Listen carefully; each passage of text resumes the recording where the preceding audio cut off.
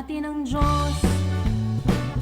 Di ako mangangamba, di ako mababalisa.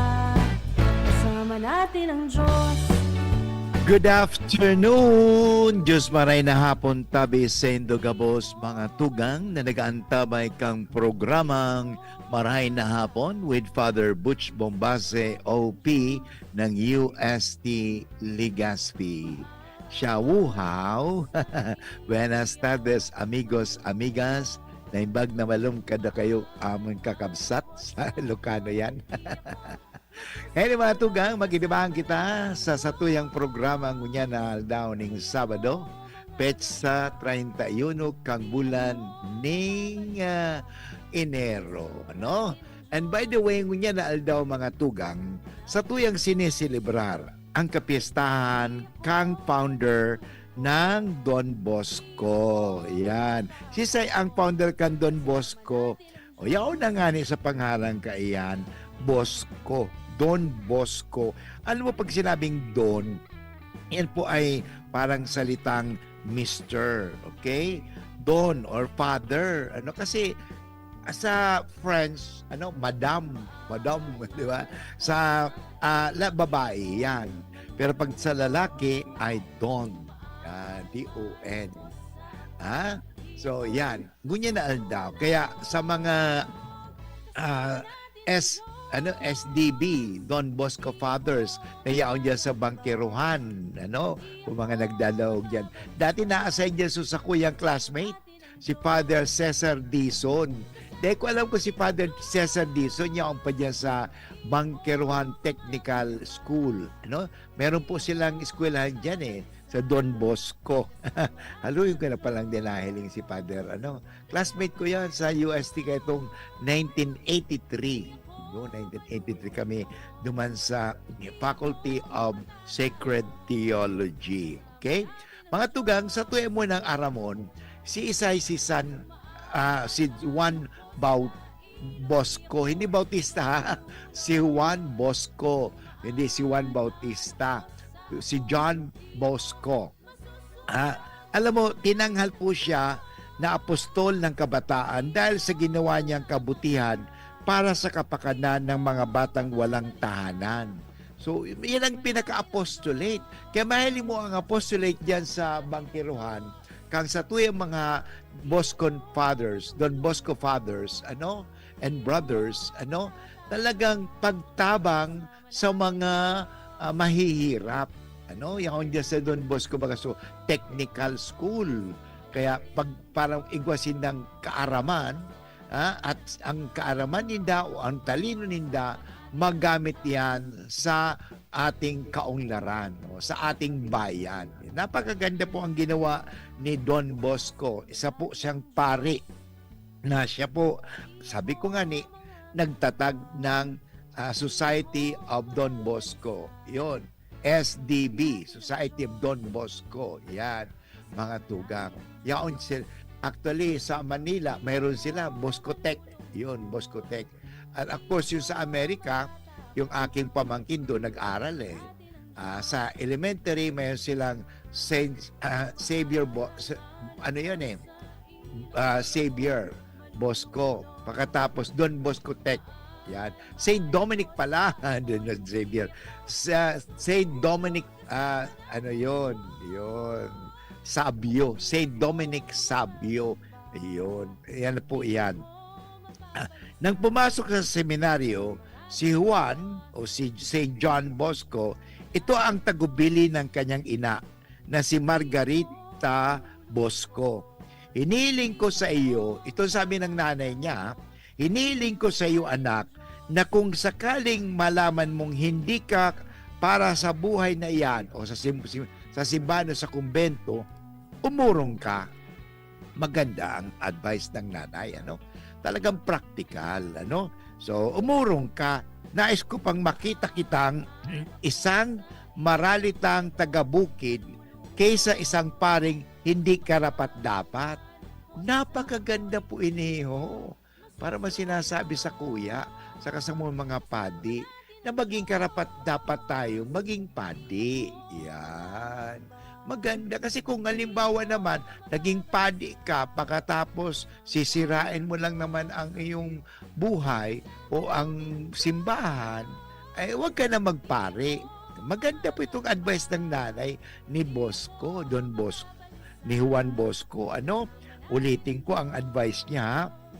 Sabi ng nanay niya, inihiling ko sa iyo anak, na kung sakaling malaman mong hindi ka para sa buhay na iyan, kung hindi ka talaga para sa pagiging pare, o manirahan sa kumbento, umurong ka, umalis ka na dyan. Nais ko pang makita kitang maralitang taga-bukid, kaysa isang paring hindi karapat-dapat. Yan. Natatakot ang kanyang nanay, siguro baka kasi siya ay maging pabigat. Yan. Maganda mga tugang ito kasi sabi niya, siya po ay maging, talaga naman, naging siyang ihemplo sa mga kabataan. In other words, hindi man siya nagkamali. Kasi nga, sumunod siya sa kagustuhan ng Diyos. Alam mo mga tugang, pag tayo sumusunod sa Diyos, we will never go wrong. Sabi ko sa mga estudyante ko doon sa recollection, sa retreat sa Betania, sabi ko, if you follow or obey God, you will never go wrong. Kaya, parang hindi ka magkamali, sumunod ka lagi sa Diyos. Kasi ang Diyos, hindi ka magkakamali. Alam ng Diyos ang lahat. Kaya kung gusto mong maging maganda ang buhay, sumunod ka sa Diyos. Huwag ka nang sunod-sunod pa kung kani-kanino o sa sarili mo. Magmamayabang ka pa. Maganda po, Alam mo, isinilang si Juan Bosco noong August 16, 1815. Ang taga-bukid na si Juan, ibig paling talaga, taga-bukid pala siya. Ibig sabihin, mahirap lang pala siya. Pero pag sinabi mo sa Japan, taga-bukid, farmer, mayaman yan. May lupa eh. Yeah. Kasi siya po ay taga-bukid.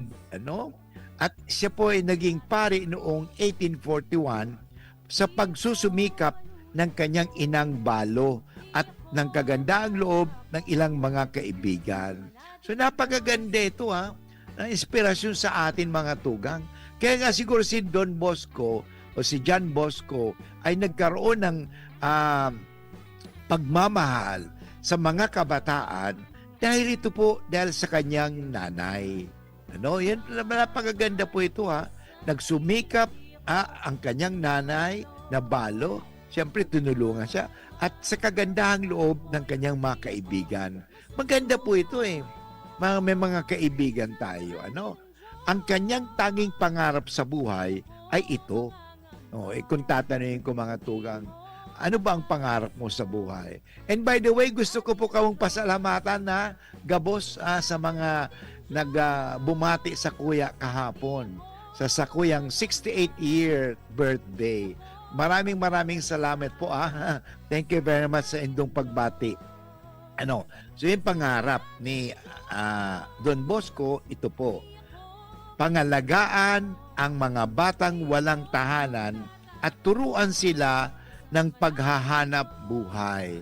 Kaya makikita mo ang apostolate ng Don Bosco, yung Bosco Tech. Ito na nga, kung kayo napunta dyan sa Bangkiruhan, makikita po ninyo doon Don Bosco, yun. Ito po talaga ang ginawang apostolate o trabaho. Pangalagaan ang mga batang walang tahanan. Yun. Kasi nga ito si Don Bosco, di ba, na buhay na wala ng tatay. Yung kanyang nanay, kasi naging Balo ang kanyang nanay. At mabuti na lang, may mga kaibigan siyang tumulong. So ito po, ang magandang layunin ito. Kung titingnan natin, ito ang kanyang personal vision and mission. Pangalagaan ang mga batang walang tahanan at turuan sila ng paghahanap buhay. Yan. Kaya nga, dyan sa Don Bosco, mayroon silang electrical, carpentry, farming. Yun talaga, very, yung sa TESDA, maganda po yan Kasi yung mga bata, natututong maghanap buhay. May trabaho. Bata pa, marunong na.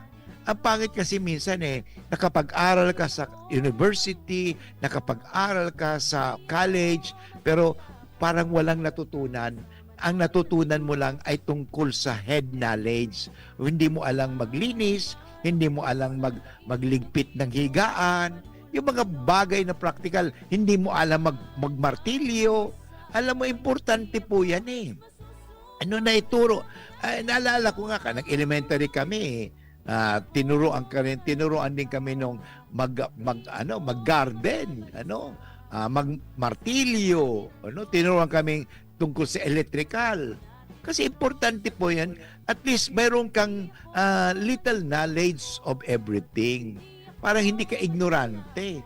Kasi pag nakakita ka ng kuryente, hawakan mo kaagad. Tingnan mo muna kung talagang live wire o hindi live wire. Maganda po ito kasi ito ang ginawa ni Don Bosco. Tinuturuan ang mga bata, at kanyang tinutulungan lalo na sa paghahanap buhay. Maganda po 'yan. Inakay niya sa landas ang kabutihan ng mga bata sa 3 pamamaraan. Number 1, maganda po ito hindi lang pagtatrabaho kundi ito. Number 1, pagtuturo ng reliyon.